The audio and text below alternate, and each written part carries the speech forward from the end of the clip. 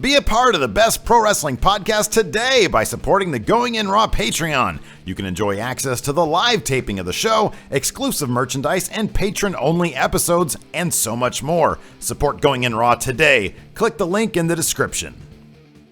Hey friendo, Steve here. And Larson. Since its debut in 2005, the Money in the Bank briefcase has added an element of unpredictability to the WWE. Generally, whomever holds the briefcase will win the world title if they cash in at the right time. But it doesn't always work out so well for the winners. And here are the 5 worst Money in the Bank cash-ins. Mr. Kennedy! This fool didn't even get to cash his shit in. Thanks to injury and allegedly reckless work in the ring, Mr. Kennedy's various pushes in the mid-aughts were cut short. According to rumor, both Randy Orton and John Cena complained on multiple occasions about Kennedy's ring work. 2 of the WWE's biggest stars claimed he was a walking botchamania and were legit injured by him in the ring. So after Kennedy won the briefcase in the 2007 Money in the Bank match, he was forced to job it out to Edge like a month or so later. Apparently this was to let Kennedy recuperate from a shoulder injury that the WWE thought was way worse than it actually was. Mr. Kennedy became the first and only Money in the Bank winner to not actually cash in his contract. Mr. Kennedy was eventually released in 2009 and went on to become a 2-time TNA World Champion. I was kind of watching WWE off and on during this time, but I never understood the appeal of Mr. Kennedy. His gimmick just seemed to be he was like his own ring announcer. That's it. I never knew anything. Like, the microphone would drop for him and he'd say, Mr. Kennedy! It makes sense if he's not much of a wrestler that he would fit in so well in TNA. Maybe they should have. Yeah, it makes sense that he's like fucking reckless and fit in TNA. I know. They don't care about their wrestlers there.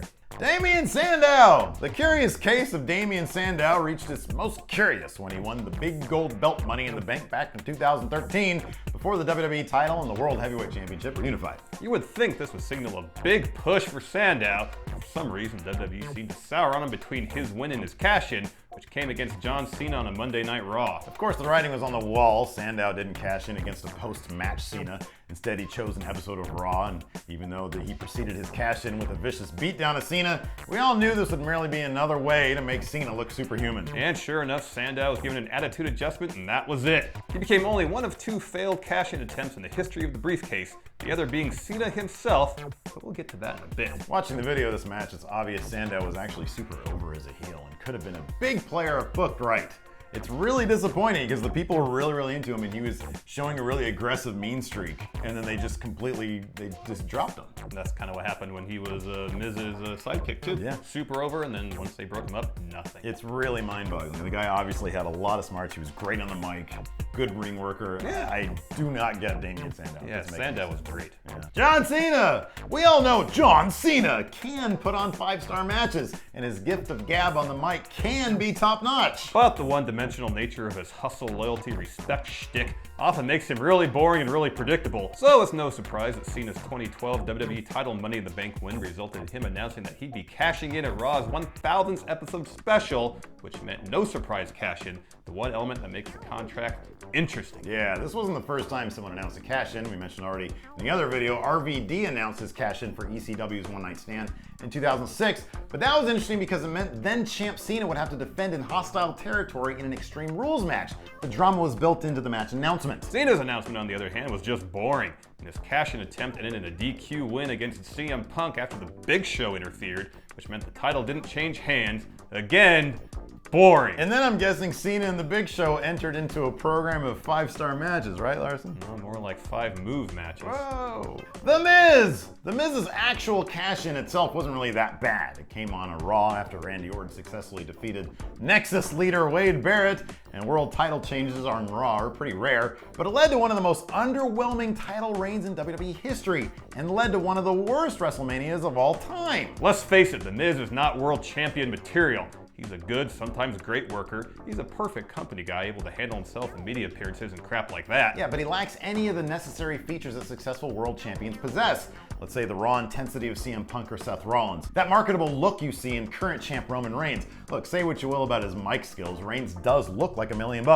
Or let's say the pure believability of a Brock Lesnar. Miz had none of that. By all accounts, he was just liked backstage. No one else was the obvious choice for a transitional champ at the time, and was given a shot to run with the ball. Yeah, so his championship run from November 2010 to May 2011 was basically just a case of waiting until Cena could get it back, which included a Miz WrestleMania 27 win thanks to outside interference from The Rock. a transitional champion, won the WrestleMania main event. He lost a month later at Extreme Rules and hasn't really sniffed the main event scene since. We've only seen 2 other transitional champions since then. Alberto Del Rio had 2 very brief runs during the classic CENA Punk feud in 2011, and of course, our #1 worst cash-in, SHEAMUS! Just when we thought the concept of the transitional champion was over, enter Sheamus's 2015 Money in the Bank win. You actually called this happening to an extent. Yeah, since WWE decided to force the guy, Roman Reigns, into being their #1 the guy, a large section of the WWE universe had been vocally anti about it,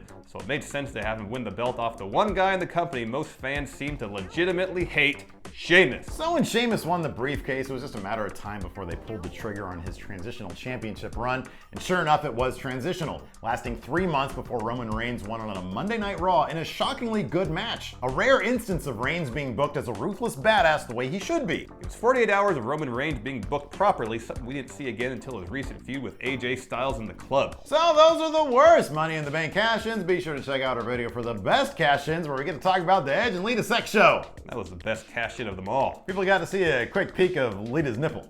Spoiler alert! Well, they can find it on the internet. It looked like a nipple.